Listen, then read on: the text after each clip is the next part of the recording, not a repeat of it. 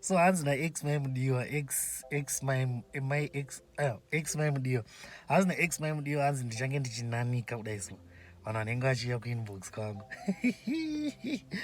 Welcome back to this channel, your favorite channel. My name is Kunai, and if this is your first time to be here, please chimbosubscribe. Unongoziva vanhu ngatisubscribe tingoita kuti zviite aiziya. So nyaya iri kuitika ndeyodaiwo, pana anonzi mudiwa hutu tese tomuziva. He was married to this like vanhu vanoti rashtanzi fine lady. Like I said, inini I can't comment vakadzi vanhu ndocheka musoro. Alright, so zvavakaita manje ka vaposta handitika vakaposta, I think that was nezuro or something like that, vachitaura ivo kuti hanzi anytime a dude hits me up in my DM kana kuti anoya kuinbox, I'm posting his messages on my story feed. And I'm like, okay. As I'm posting his stories on his messages on my story feed, as in kuyanika kurembedza.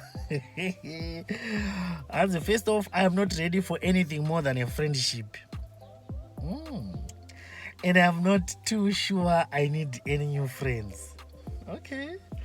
Also, if you truly are single, you wouldn't mind me posting you, right? Or in good humor. So this is what she's saying. But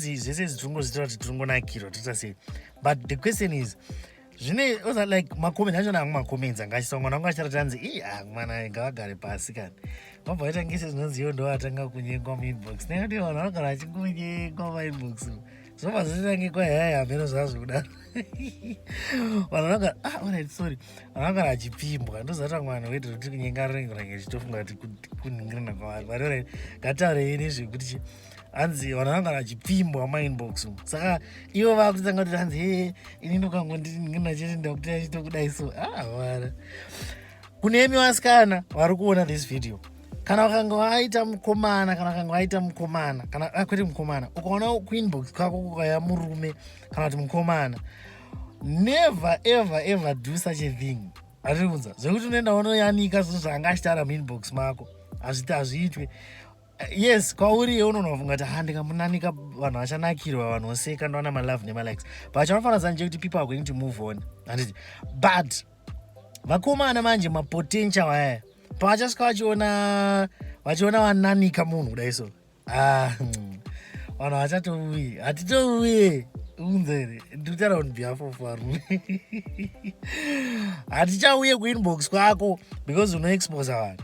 Kuinbox kunoitika zvinhu devaiziva shamarika, kuinbox kunogara kuchiitika zvinhu mumainbox mukati mumaraini evanhu mumainbox kune zvinhu zvinoshamisa zvekuti zvikabudai kuvuka vamwe vanofa kuchererwa pasi cheko. But unoona chi vamwe vanhu vanochengeta zvinhu zvevanhu, vanhu vachiuya vachisvika vachita seisiye but havaburitse kunza. Saka idea yekutaura naex mai mudiwa ikai hakuna idea yakadaro. Don't ever listen kana kuti don't ever take that advice. Never do that. Ukazviita you are in trouble, because unenge waita sei, unenge wazvivharira madhiri, because vanhu vanga vaida kuuya chaivo vacharegedza kuuya. Kuchatanga kuuya marasta, because kune marasta like ndanditsanangura kuti marasta ka haisi nyaya yerasta chete, but kune marasta ezini kuti ngatichibvisai wedi kuti marasta ngatichandisei rimwe. Kune yamakava ukwana vanenge vazoya vachananga ari makava, because makava haavhunduki ikazvinezvi. But manje unoziva why chedzo like unoziva varume chaivo malamp vana Mr. Right havauye. Uchatengwa mhino zvako, ucharohwa nemakava. Ndopaunozotanga kuzitanzi ndiri kuwana matsotsi. Inyaya yekuti ndiwe uri kuzviratidza kuti unoda matsotsi, because matsotsi anouya pano pakadaro havavhunduki, vanotaura kuti totouya isusu. But why would you want to act like uri like some kind of a trophy or something like that? Kuti hanzi ukaya kwandiri ndiri kukuexposa. Uri kuexposa chii chaunoexposa? Ndowatanga kunzi ndiri kude. So that's the idea namai ex mai mudiwa. I would like to hear what you think. Do you think kuti vari right pane zvavanga vachitaura, or you think kuti varenga vakuda kuzviwanza?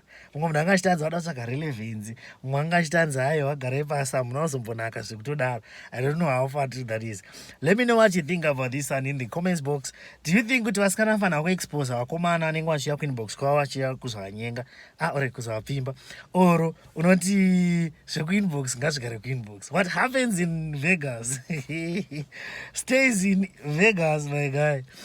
So let me know what you think. And I did other videos as well. You can check out those videos in the comments box. You will see them. And as usual, I'm gonna see you in the next video. Please, chingwena no click video and you will love it. Thank you for subscribing.